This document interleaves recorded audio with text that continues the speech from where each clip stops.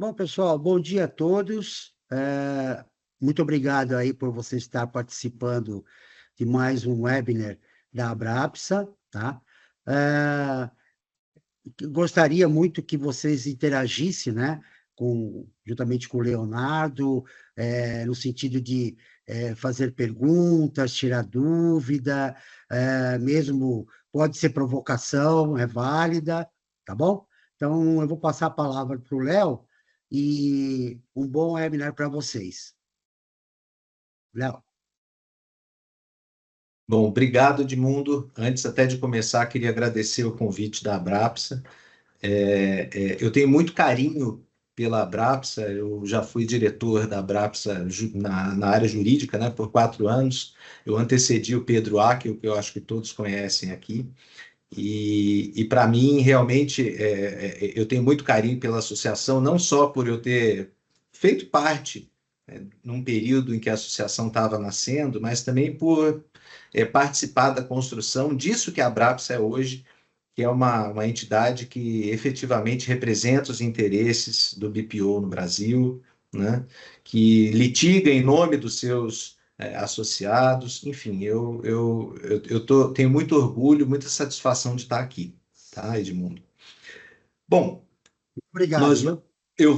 imagina, eu vou compartilhar aqui uma apresentação, gente. Eu estou tentando traduzir, evidentemente, para o português e ser o menos jurídico possível, né?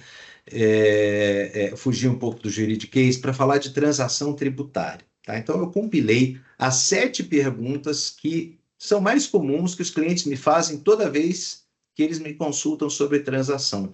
E a resposta a essas 7 perguntas, como vocês vão ver, eu acho que compila todas as informações que são necessárias para que os associados saibam, tenham conhecimento do que é esse instituto e de que tipo de benefício ele pode criar. E, geralmente, quem entra em contato com a transação tributária fica muito surpreso, porque é um instituto que pode gerar muito benefício para as empresas, né?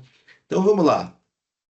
Primeira pergunta que geralmente me fazem sobre transação é: que tributos podem ser negociados, né? Então, o que eu posso já dizer para vocês é o seguinte: a transação, ela é um instituto que existe, pelo menos existe uma previsão para que ela seja implementada desde 1966, quando o Código Tributário Nacional foi instituído. Só que demorou 54 anos quase, né, para que o Poder Executivo federal, né, editasse uma lei prevendo, disciplinando a transação tributária, né? E na esteira do federal, né, dessa lei federal, que é a 13.988, depois os estados e os municípios também começaram a editar leis, porque sempre havia muita dúvida, até da constitucionalidade. Tinha discussões jurídicas sobre a possibilidade ou não de se fazer a transação. E o que a gente viu é que a União acabou achando uma fórmula, essa fórmula foi meio que copiada pelos outros entes, pelos estados e pelos municípios. Então, a essa pergunta, que tributos podem ser negociados, eu respondo imediatamente: todos, os federais, estaduais e municipais. Mas, como a gente tem 27 estados e quase 5 mil municípios, e a legislação de cada um deles tem lá suas peculiaridades, a gente vai falar aqui da transação tributária federal, tá? Mas e que muitos estados e municípios acabaram se baseando para também fazer a regulamentação a partir de 2020, tá? Mas, de qualquer jeito, muitos dos princípios aqui se aplicam também às transações no âmbito dos estados e dos municípios, tá? Então, em que situação esses débitos podem ser objeto de transação? Eu, agora aqui focando na esfera federal, eu posso dizer em praticamente todos, né? Os tributos que ainda são devidos no âmbito da Receita, aqueles que estão em contencioso, quer dizer, aqueles tributos que foram lançados por um auto de infração ou que nasceram indeferimento, né? Nasceu um contencioso de um indeferimento de uma compensação, a compensação não foi homologada, e aí o contribuinte apresenta impugnação, manifestação de inconformidade, depois recurso para o CARF. Então, esses tributos que ainda estão no âmbito da Receita e que estão em contencioso podem ser incluídos. Os tributos que também estão no âmbito da Receita e que estão em aberto, ali no CIEF, né, que aparece na certidão, na certidão com o famoso conta corrente, né, de regularidade fiscal dos contribuintes, esses também, da Receita em aberto, podem ser incluídos. Débito inscrito em dívida ativa, também pode. Né, quando já está no âmbito da Procuradoria da Fazenda Nacional, inscreveu em dívida ativa, antes ou depois de ser ajuizado, tudo isso pode ser objeto de negociação, e inclusive também tributos que foram objeto de parcelamento anterior, né? Que isso é uma pergunta também muito comum, né? O cliente chega e fala, puxa, eu já tenho parcelamento, mas eu não estou dando conta de pagar as parcelas, né? Eu acho que eu dei um pulo maior do que a perna, né? Eu estava precisando de uma CND e parcelei em 60 vezes aquilo, né? Mas não estou dando conta. Posso renegociar isso? Pode. Tá? Isso também é possível fazer. Bom, única coisa que não pode são multas de natureza penal, tá? E multas de natureza penal são aquelas que nascem de processo penal. Então, tem muito crime tributário que acaba gerando, a partir daí, multa, né? Tem questões aduaneiras que acabam gerando essas multas de natureza penal. Essas aí não podem ser objeto de transação, tá? Mas eu posso dizer que em 99% dos casos com os quais vocês estão lidando, ou nas próprias empresas, ou com os clientes de vocês, né? Quem faz BPO fiscal e contábil, tudo que vocês tiverem ali de pepino, muito provavelmente vocês vão conseguir negociar, né? E aí a segunda pergunta que vem é, puxa vida, eu tenho alguns débitos aqui, eu sou obrigado a negociar todos? Aí a resposta é depende, né? Se forem débitos inscritos em dívida ativa, que já tiverem lá em execução fiscal ou antes disso, esse sim, a Procuradoria da Fazenda exige que todos sejam negociados. Mas na Receita Federal, não. Se o débito ainda está em contencioso e a exigibilidade dele está suspensa, né, porque ou foi apresentada uma impugnação, um recurso, esse aí não, o contribuinte pode escolher. Geralmente, os débitos que estão no âmbito da Receita Federal, mas que estão constando como pendência, quer dizer, não tem recurso, não tem um contencioso administrativo em cima disso, né? Deixa eu admitir aqui o Pedro. Não tem um contencioso administrativo em cima desse, enfim, desse débito, aí a Receita costuma exigir. Mas, em geral, a regra é essa, na esfera federal. Tudo que está na PGFN, sim, é obrigado a negociar, e o que está na Receita, se a exigibilidade estiver suspensa, ainda estiver tramitando algum recurso, não, eles não exigem. Então, a resposta a essa segunda pergunta é essa. Bom, e aí, outra pergunta também. Bom, eu posso negociar qualquer valor, né?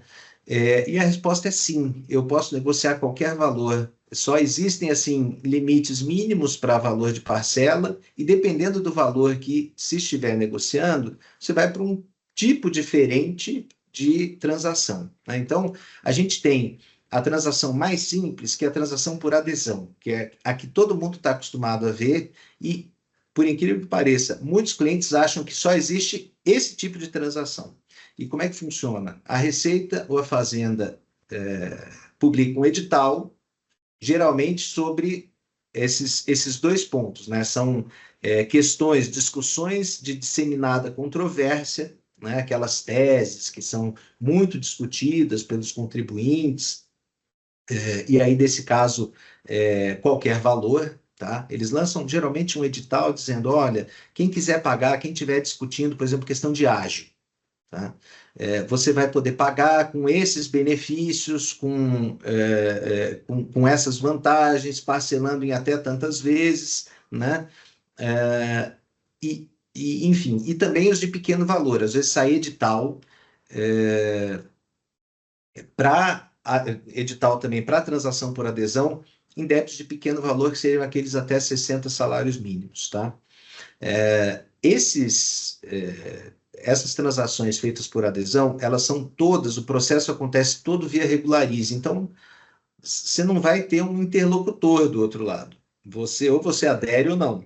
Tá? Ou você marca o xizinho lá no sistema e adere do jeito que está lá no Regularize, ou senão você não adere. Não tem um meio termo, não tem negociação aí, tá? Bom, a gente tem também a individual simplificada. Os limites de valor, né, que para você aderir a essa transação são entre 1 milhão e 10 milhões, tá? Isso você também faz via Regularize, tem pouca margem de negociação, mas, como vocês podem ver, existe alguma coisa que você pode customizar nessa transação. Tá? Ela é simplificada porque ela é feita via Regularize e, segundo o entendimento tanto da Fazenda quanto da Receita, se eles fossem abrir a possibilidade de discutir com todo contribuinte que tiver débito um modelo único de transação, aí realmente ficaria complicado. Mas o que é importante saber é o seguinte: essa transação individual não tem edital nenhum, e essa é que as pessoas não conhecem, né? O contribuinte vai até o fisco e fala: olha, eu quero fazer uma transação, eu posso pagar desse jeito,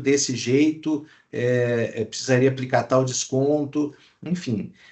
Só que como é um processo feito via Regularize, ele também é um pouco menos customizável, tá? Bem mais do que por edital, mas não tem tanta margem para negociação assim. Agora, o que é mais legal de todos é a transação individual normal. Essa se aplica a débitos acima de 10 milhões, tem muita margem para negociação, né? Existem alguns limites que a lei impõe, a gente vai ver em seguida, né? Mas, de qualquer jeito, tem muita margem para negociação e você pode, inclusive, fazer audiência, tá? Eu já fiz, mais de uma vez, audiência com um procurador da Fazenda, e é muito interessante isso, né? Você vê... Eu fiquei muito surpreso, aliás, nas audiências que eu fiz, porque existe um interesse claro por parte da Procuradoria, né, da Fazenda em geral, de fazer com que essas transações aconteçam. Né? Para eles, isso vai tirar um processo, ou administrativo ou judicial, e para a Fazenda, isso vai acabar sendo positivo, porque eles vão acabar recebendo dinheiro. Né? Isso é bom para os cofres públicos. Então, essa é a melhor transação de fazer, que a gente tem mais margem para negociação, mas aí o limite de valor para negociar é 10 milhões para cima. Tá? Então, o limite mínimo é 10 milhões de reais. Tá? Bom, eu não sei exatamente como é que acontecem aqui esses seminários, mas eu não sei se deixa a pergunta para o final, enfim, o Edmundo aí que coordena, mas eu estou seguindo aqui. Se por acaso for de praxe fazer pergunta no meio, vocês, por favor, me interrompam, tá? Léo, Oi. normalmente, quer dizer, o pessoal pode interagir durante a sua explanação, né? Então, fica aberto, tá, a participação do pessoal. Tá bom, maravilha. Então, se quiserem interromper aqui, é só levantar a mão aí, a gente para e abre o microfone, enfim, é isso aí. Bom, então, continuando aqui a nossa série de perguntas, a gente vai para a pergunta 4, tá? Que seria, bom, muito bom isso, eu estou vendo que eu posso negociar, eu posso incluir todos os tributos, enfim, mas o que eu posso conseguir efetivamente de desconto, né? E aqui é que começa a graça. Ainda não é a coisa mais legal que tem na transação, mas isso é uma coisa realmente importante, né? Primeiro, desconto de multa e juros de até 100%. Tá? Então, se você tem aquele débito enorme, aquele débito antigo, que tem muito juro acumulado, ou que você teve uma multa um pouco mais pesada, Você pode conseguir desconto de até 100% disso, contanto que esse desconto de 100% de multa e juros não ultrapasse 65% do valor total do débito.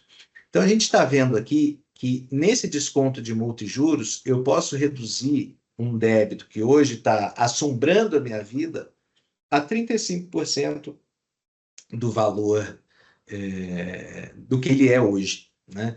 Então, assim, dependendo da circunstância, isso pode ser uma enorme vantagem, pode ser, de fato, a diferença entre uma operação que tem um débito enorme, que está assustando a empresa, né?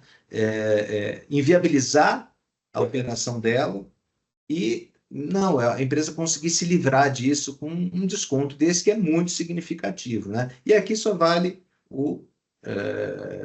aí reforçar que isso não se aplica a multas de natureza penal, aquelas que a gente falou antes, tá? Bom, Léo, oi. tem uma pergunta de uma pessoa que você conhece, Ixi, será que é o Pedro? com certeza. Ah, vamos lá, é que eu não estou vendo o chat aqui, eu estou nesse modo Ah, apresentação. Se você puder passar a pergunta, deixa eu tentar abrir o chat aqui. Deixa eu ver. Eu estou com essa dificuldade aqui de. ah, Vamos. Bom, estou conseguindo. Agora consegui abrir o chat. ah, Por hora está sendo tão esclarecedor que me surgiram dúvidas ainda. Não me surgiram dúvidas. É muito didático. Leonardo, você falou em tributos. Para essa transação não entra, então, débito de FGTS, certo? O Pedro, a questão do débito de FGTS é o seguinte: eu não posso, na hora de fazer a transação, é, é, reduzir o valor daquilo que não é dinheiro do fisco. Tá? Então, existe uma série de restrições para que eu consiga fazer transação com relação ao FGTS. Tá? Eu acho que, no final das contas, acaba valendo mesmo a regra normal de parcelamento daquilo que eu estou devendo para o FGTS. Os benefícios são bem pequenos. Tá? Eu não contaria de início com nenhuma grande vantagem na transação com o FGTS. Tá? Bom, tem aqui de tem novo. aqui. Eu acho que a gente vai ter que abrir o O microfone microfone dela. está liberado. O microfone está liberado. Eles podem perguntar. A Dinoan, De Noan levantou a mão aí. Bom, Dinoan, quando você conseguir abrir o seu microfone, aí eu acho que você pode me interromper, tá? E se você preferir fazer a pergunta pelo chat também, fica à vontade, tá? Enquanto isso, eu vou prosseguir aqui. Tudo bem, Edmundo? tranquilo, tranquilo. Bom, e aí a pergunta que geralmente fazem quando eu falo, puxa, pode dar até 100% de desconto, né, em multijuros. É um descontão, mas até 100% de desconto na multijuros, isso quer dizer o quê? Que quem vai decidir quanto de desconto vai ser dado vai ser o fisco, vai ser a Receita e a Procuradoria da Fazenda, né? E a resposta é mais ou menos, né? Existe um índice lá, um indicador calculado pelo sistema da Procuradoria da Fazenda Nacional, que chama CAPAG, que indica capacidade de pagamento presumida do contribuinte. É um número, é um valor em reais que é calculado pelo sistema e que indica quanto é que o contribuinte conseguiria pagar, dividido em 60 vezes sem desconto. Então, e eles fazem essa conta a partir de dados que eles têm lá no próprio sistema da Receita e da Procuradoria. Então, total de valores pagos em DARF durante um determinado período. Hoje, esses dados para cálculo da capacidade de pagamento são todos de 2021. Né? Então, existe uma certa distorção, tem empresas que estão com um número pior hoje, né? Tanto que você pode pedir revisão disso. Tem um processo administrativo de revisão de CAPAG que funciona, tá? Porque a gente já teve, entrou com um processo de revisão de Capag, em que a capacidade de pagamento presumida era de mais de 2 bilhões de reais, e ela foi reduzida para 77 milhões, quer dizer, uma redução muito significativa, né? E porque essa capacidade de pagamento é presumida, ela se baseia em DARFs, em DCTF, em valor declarado de receita, em notas fiscais emitidas e que constam lá da escrituração digital da empresa, né? E aí, com base nessa capacidade de pagamento, nesse valor, vamos supor, a capacidade de pagamento é 10 milhões, né? Se o débito for de menos de 10 milhões, provavelmente o rating desse débito, né, é A. Porque se o contribuinte que está devendo 5 milhões tem uma capacidade de pagamento de 10 milhões, ele vai poder pegar esses 5 milhões, dividir em 60 vezes no parcelamento ordinário e pagar. O que acontece muitas vezes é que ele não tem essa capacidade efetiva de pagamento de 5 milhões. Então, vamos para o processo administrativo de revisão de Capag, que é um processo que tem algumas peculiaridades. A gente tem que saber falar a língua da Fazenda e da Receita, né? A coisa tem que ser objetiva, tem que ter um laudo contábil, geralmente é um laudo bem detalhado, e que mostre os indicadores que para a Receita fazem sentido. Tá? Não adianta eu chegar e fazer lá contas maravilhosas, né? Martelar os números, não. Eu preciso falar exatamente o que a Receita precisa ouvir, a Fazenda precisa ouvir para que essa capacidade de pagamento seja revista, né? Aí você tem aqueles débitos que estão muito perto ali, né, da capacidade de pagamento, né? Assim, capacidade de pagamento é 10, aí o débito é de 12 milhões, né? Aí ele já entra no rating B, que é pela lei, né, seria, vamos dizer assim, um débito de recuperabilidade média pela fazenda, né? E aí você tem os C e D. C, difícil recuperabilidade, você vê que o valor da capacidade de pagamento é muito inferior ao do débito, né? E o D são, vamos dizer assim, débitos chamados de recuperáveis. E geralmente o débito ele entra no rating D por uma presunção também, tá? Então, débitos que estão em discussão em dívida ativa há mais de 15 anos. Esses são considerados irrecuperáveis. Tem vezes que a Receita baixa algum edital dizendo, olha, débito que está há mais de 10 anos sendo discutido aqui no âmbito da Receita e CARF, esse também é considerado presumido como irrecuperável. Então, nesse caso, esses débitos recebem o rating C ou D, e isso faz com que o desconto seja o máximo. Rating D, o desconto é sempre máximo, é 65% do total do débito ou 100% de multa e juros, o valor que for menor desses dois. Tá? Enfim, e eu acho que aqui eu já expliquei, né, que se por acaso essa Capag, como ela é presumida, como ela leva em consideração números antigos, não tiver correspondendo à realidade do contribuinte, você pode entrar sim com esse pedido de revisão, né? É muito importante fazer isso antes das transações, principalmente se a Capag já não está bonita ali no sistema, né? Porque isso acaba sendo um critério objetivo que é levado em consideração efetivamente, não só para concessão de desconto, mas também para o próximo item que a gente vai ver, vai falar que é prejuízo fiscal, tá? Bom, o Pedro aqui está falando que é muito comum existirem débitos discutidos há mais de 10 anos da Receita Federal do Brasil ou no Judiciário, né? Então, realmente, Pedro, concordo, tem uma grande oportunidade aqui para muita gente que tem essas discussões antigas e que ficam apavorando o contribuinte, né?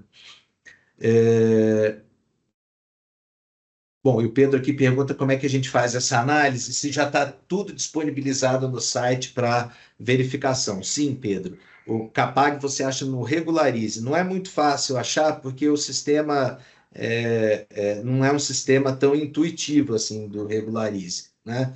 Mas você consegue achar, pelo menos a Capag, esse geral você consegue fazer, tá? Aí você pergunta se a gente tem que contratar a mim ou a um consultor para isso. Não, é evidente.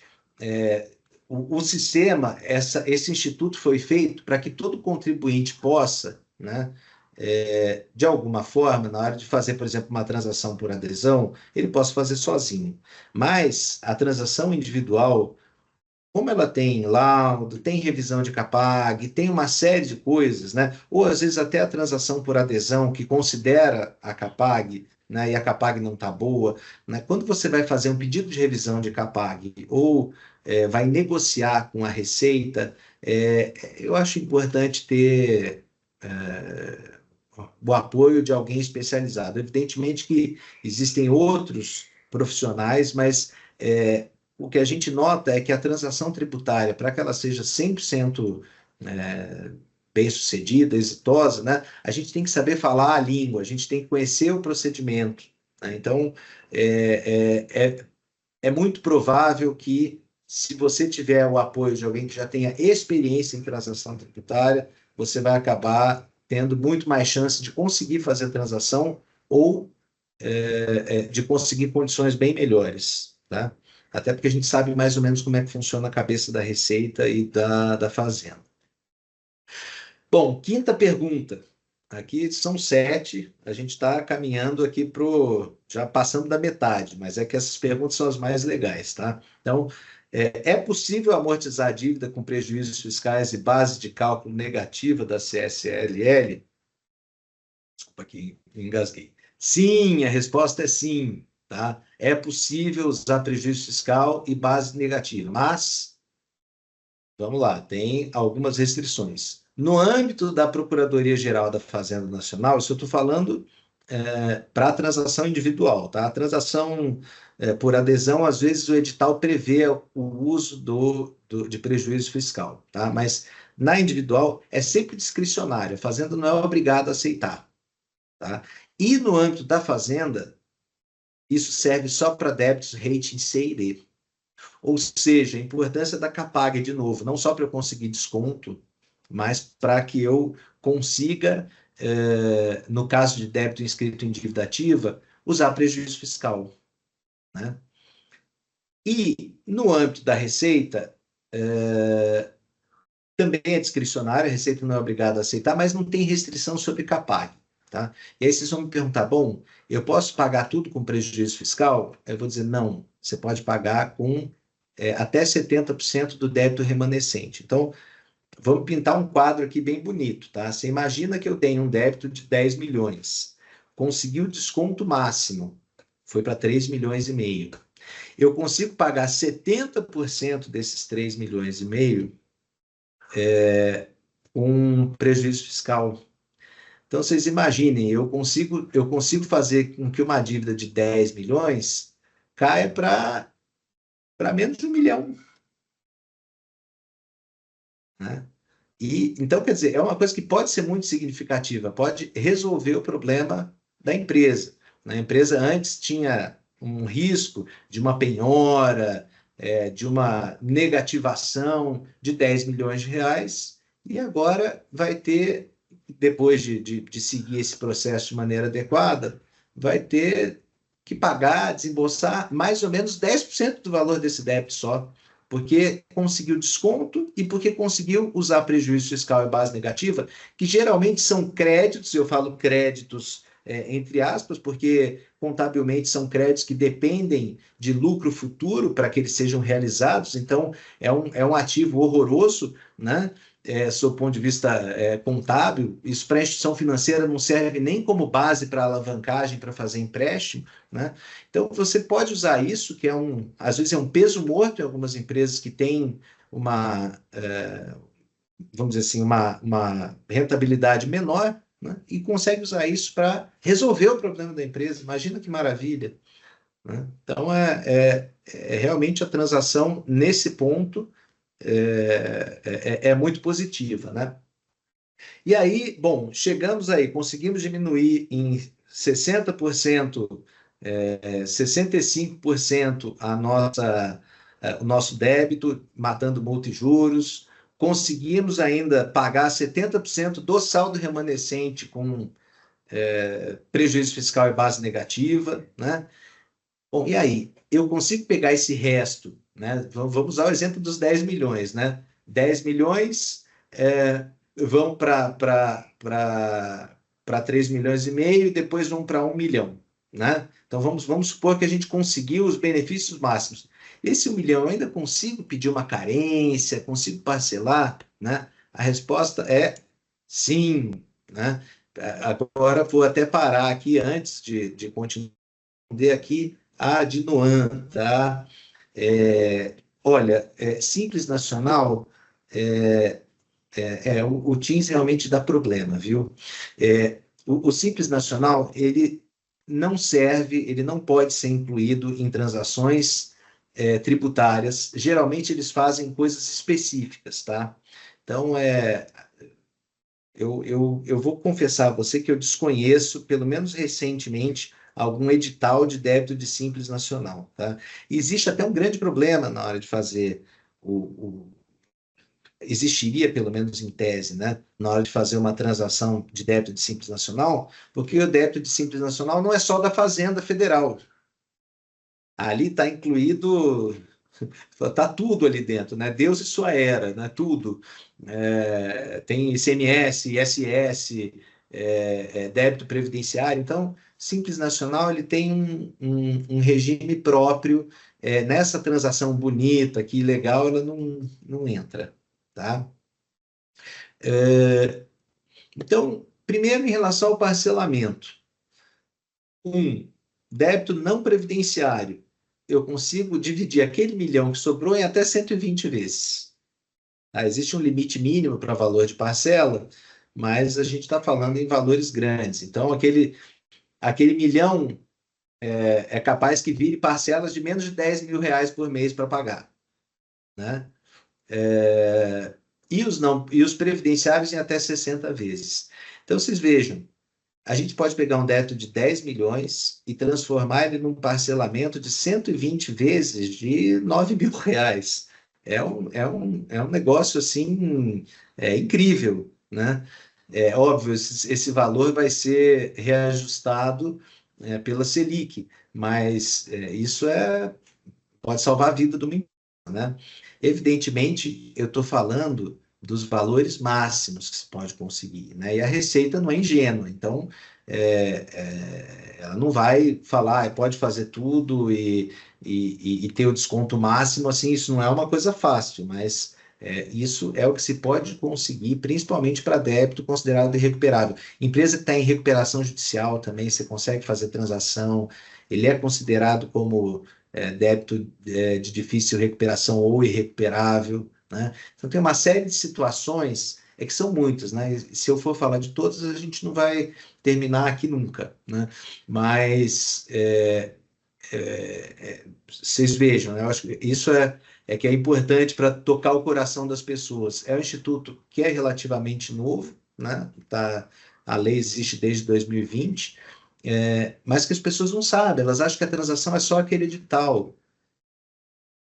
E dependendo da circunstância, da situação, eu consigo pegar um débito de 10 milhões e transformar num parcelamento com parcela de 9 mil reais. Né? É uma coisa muito boa e as pessoas precisam usar um pouco mais isso. Bom, e carência? Posso pedir carência? Sim, eu posso. Né? Às vezes a empresa está numa draga total, está com problema de caixa. É possível não só eu dividir isso em 120 vezes, mas é possível também eu discutir ali com a Fazenda ou com a Receita para que as primeiras parcelas sejam menores, né? Eu consigo dividir, vamos supor que eu faça em 100 parcelas para facilitar a conta, né? Teoricamente, eu preciso amortizar 1% do valor atualizado do débito em todo mês. Mas vamos supor que eu esteja num momento meio difícil. Eu posso negociar assim com a Fazenda para que nos primeiros 10 meses a parcela seja equivalente a 0,5% só do montante do débito e deixar que os 10 últimos meses a parcela seja de 1,5%, porque eu estou esperando que no final desse parcelamento eu vou estar com uma situação um pouco mais estável economicamente, vou estar com mais caixa. Então, é possível negociar até isso. Então, eu consigo falar, eu quero só pagar daqui a 3 meses. Evidente, né, gente? A Fazenda, geralmente, a Receita e a Fazenda, quando vão fazer uma transação tributária, isso dá trabalho. Então, ela tem que pegar o processo, mandar para Brasília para ser aprovado. Não é uma coisa que especialmente na individual, né? Que o procurador ou a pessoa da Receita Federal dá uma canetada e pronto. Não, não é isso. Então, existe sim uma preocupação por parte da pessoa que está do lado de lá da mesa de ter a certeza de que você vai cumprir e vai aderir ao parcelamento. Então, muitas vezes, eles pedem entrada, né? Só que aí você consegue negociar, inclusive, parcelamento da entrada.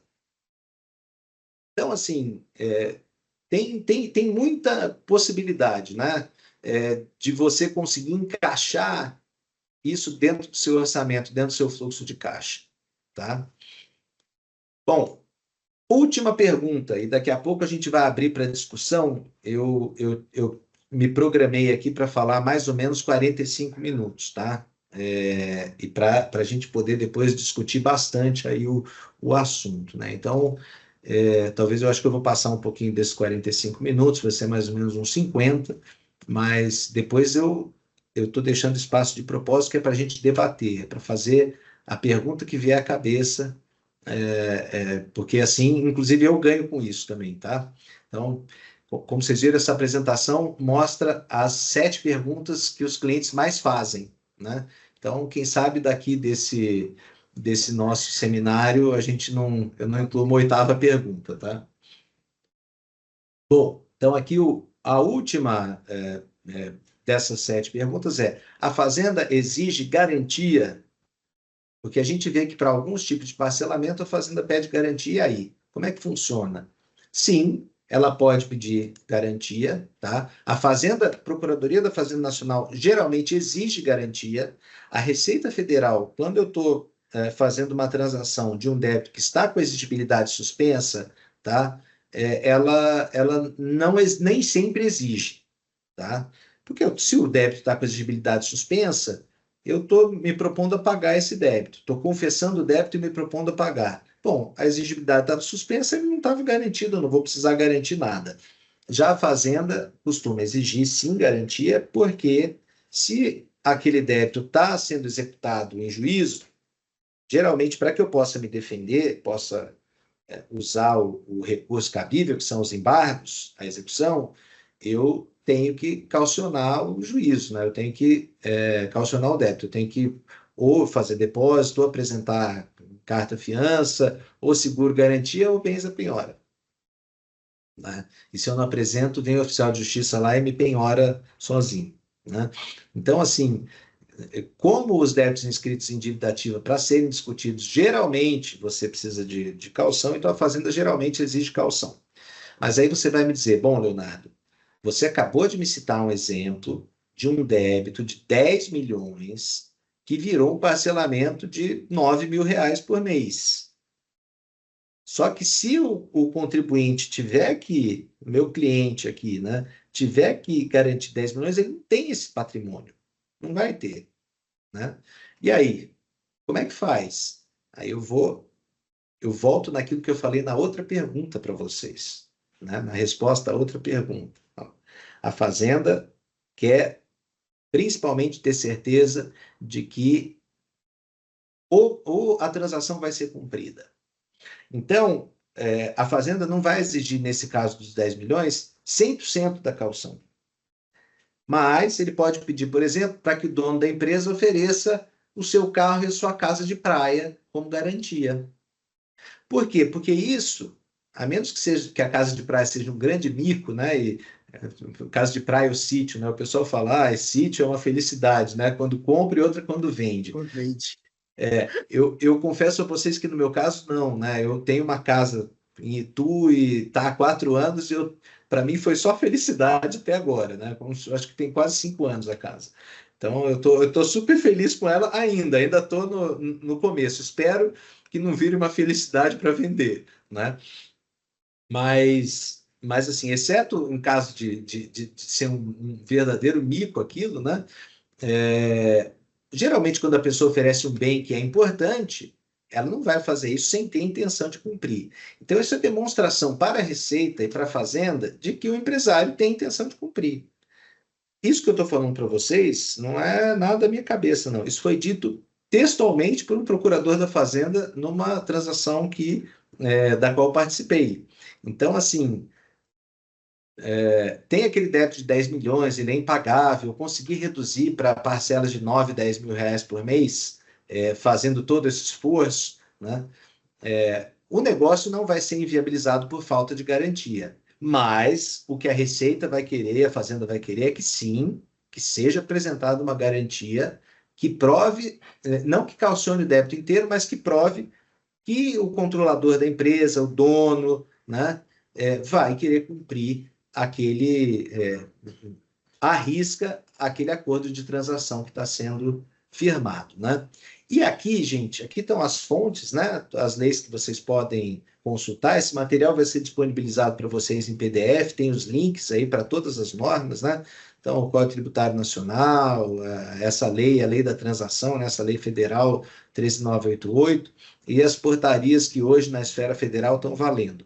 Os estados, os municípios, muitos deles têm leis de transação, muitos deles se inspiraram na legislação federal, mas existem alguns casos, alguns municípios em que a lei de transação é bem mais genérica. Então, existe uma possibilidade muito maior de negociação por parte de quem está do lado de lá.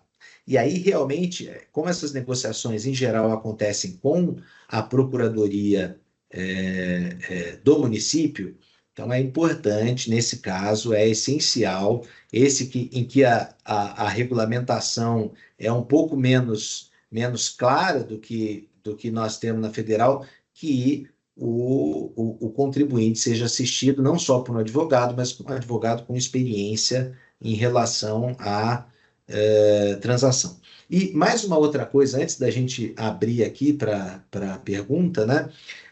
Muita gente fala, bom, e se eu fizer a transação, além da garantia, se depois eu não conseguir cumprir, o que acontece? Né? Existem lá causas para rescisão. Geralmente, né, uma das cláusulas que é colocada, não é uma cláusula obrigatória, mas é uma cláusula padrão que Receita e Fazenda exigem, é regularidade fiscal. Então, assim, fiz o acordo de transação e é por isso que geralmente se exige que todos os débitos sejam incluídos, né? Exceto aqueles com exigibilidade suspensa. Esse a Receita até pode vamos dizer, às vezes até a Receita negocia, não coloca esse aí também que eu te dou um desconto maior, né? Mas por quê? A transação serve para você limpar a sua casa, né? Eu limpei a casa, estou bem, não vou mais ficar devendo para o fisco, estou pagando uma parcela que cabe no meu bolso, então agora eu vou começar a cumprir regularmente o acordo de transação, tá? Sob pena de rescisão.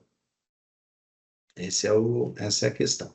Então vamos lá, gente. Dúvidas? Agora eu falei demais. Hora de vocês falarem. Epa! Vamos lá. Vamos lá, gente. Por favor, façam perguntas. Um de cada vez, viu? Tá muito concorrido isso. Ô, Leonardo, tá me ouvindo? Estou te ouvindo perfeitamente, Pedro. Bom, vamos lá. Primeiro, parabéns aí pela apresentação, muito didática, como sempre, né?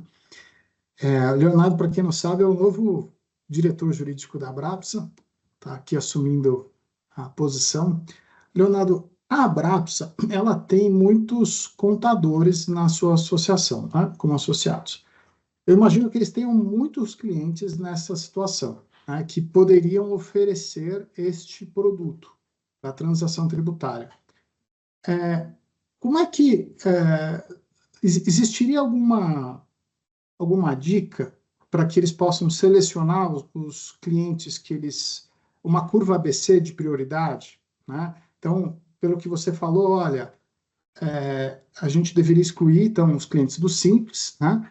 e investigar os demais, né? Porque o contador ele pode trazer esse produto como uma novidade e ele não ser enxergado como custo para o cliente. Ele fala, puxa, esse cliente esse fornecedor, esse prestador de serviço está me trazendo algo que eu não sabia e que pode, puxa, me ajudar bastante. Como é que eles devem selecionar os clientes deles para levar esse produto e te apresentar? É o BPO, né? O BPO que surpreende o cliente, né? Então,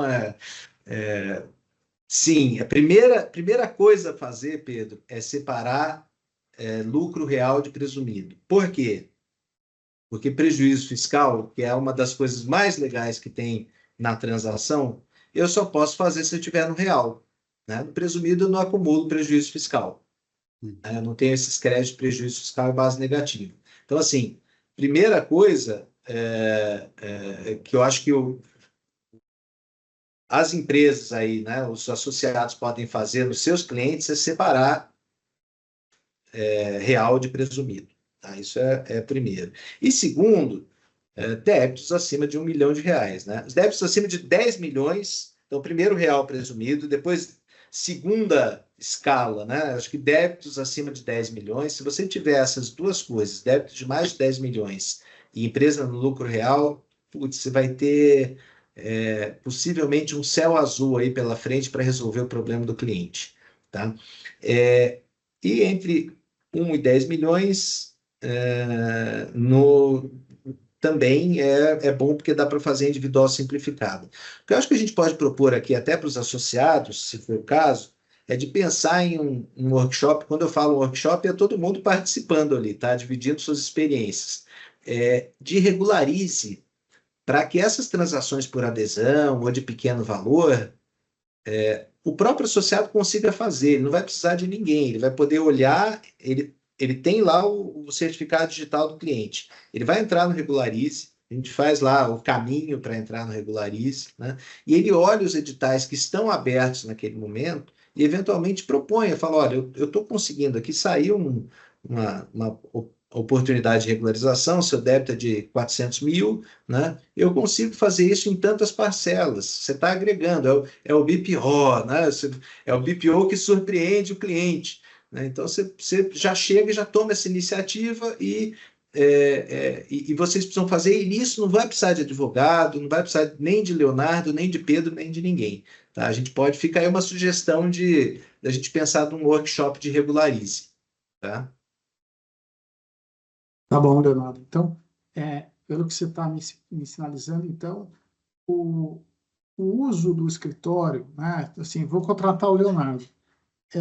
Eu tenho a impressão que tem algumas coisas que as pessoas conseguem fazer sem o apoio de um advogado, mas para situações mais complexas, em valor mais expressivo, não sei, se puder falar um pouquinho da sua experiência, o que fez de diferente, o que você, assim, por que é importante ter um apoio nisso e não tentar fazer sozinho, que vai fazer diferença?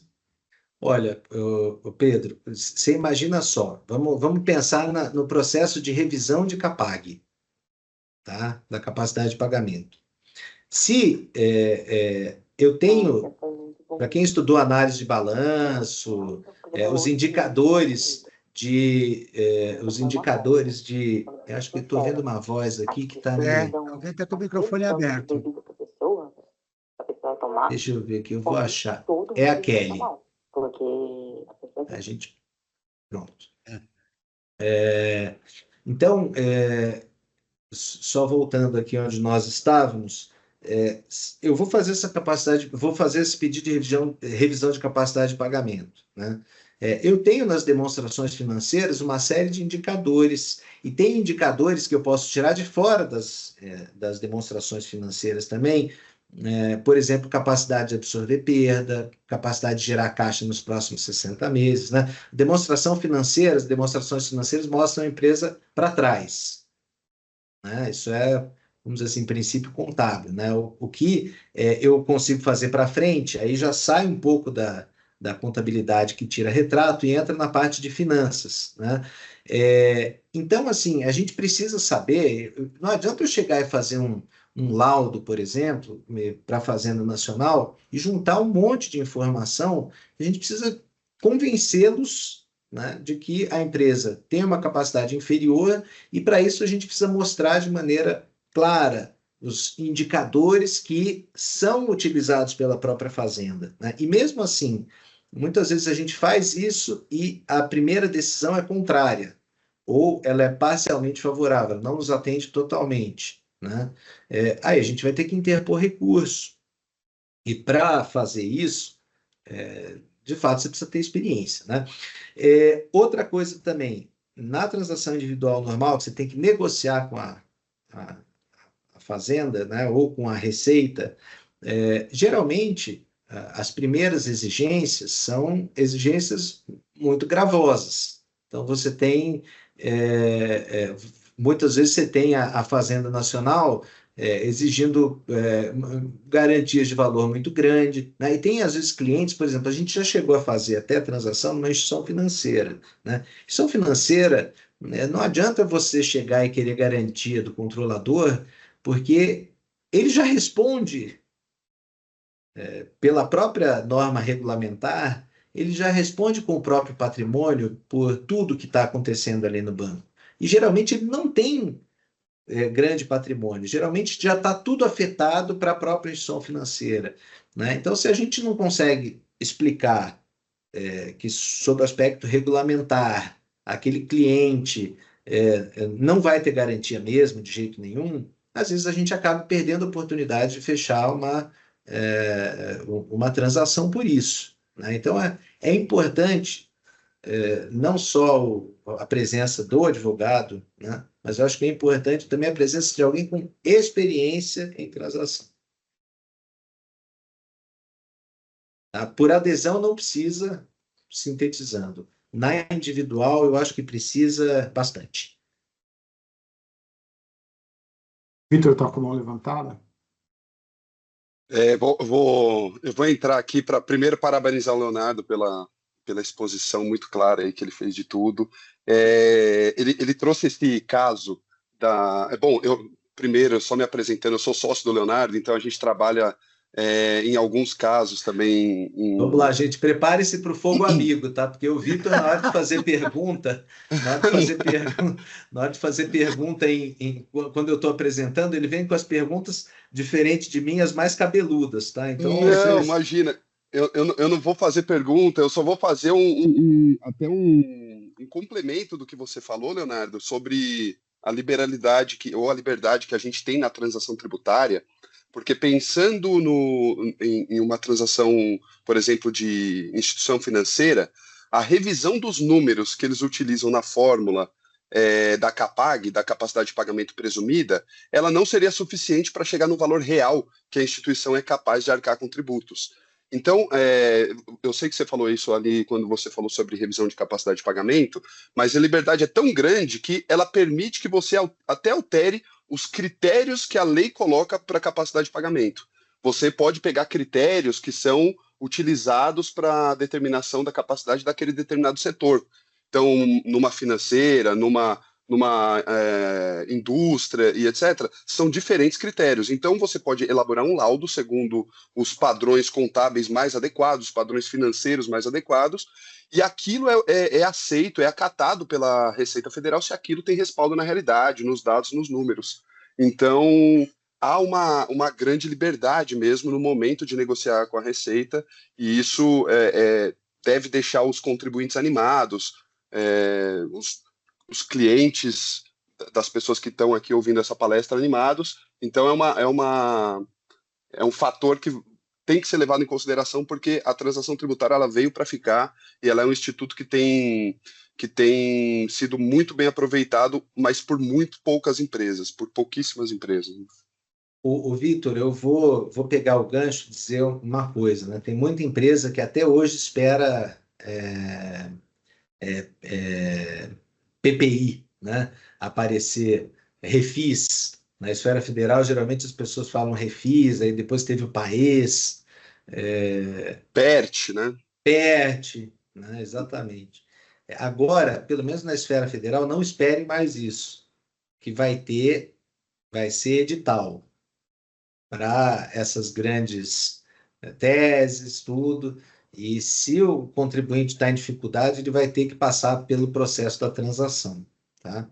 Porque o que estava incomodando muito o fisco era o seguinte: eles pegavam todos os débitos e permitiam que todos os contribuintes, desde aqueles que têm capacidade de pagamento até os que não têm, tivessem os mesmos descontos, né? O que acontecia com isso, né? Geralmente você está abrindo mão de orçamento, tá? Ótimo, acho que tem que abrir mão de todo o orçamento. Quanto menos tributo tiver, melhor. Tá?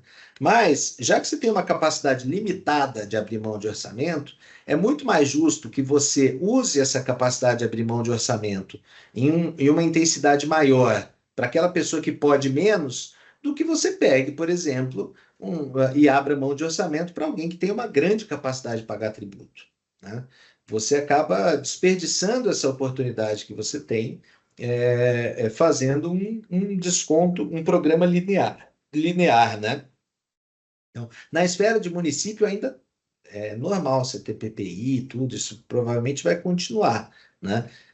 Mas em municípios, por exemplo, que tem uma arrecadação muito grande de ISS, né? Isso aí dá para fazer transação também.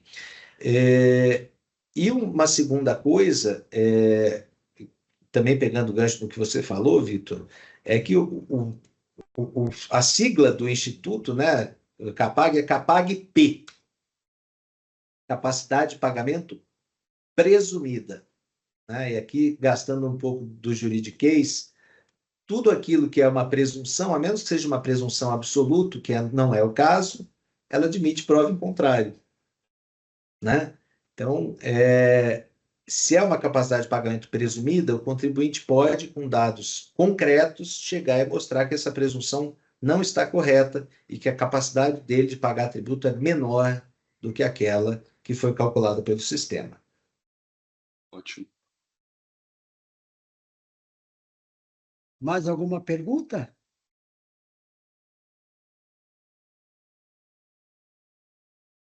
Bom, pessoal, se todo mundo aí está satisfeito com as respostas, né?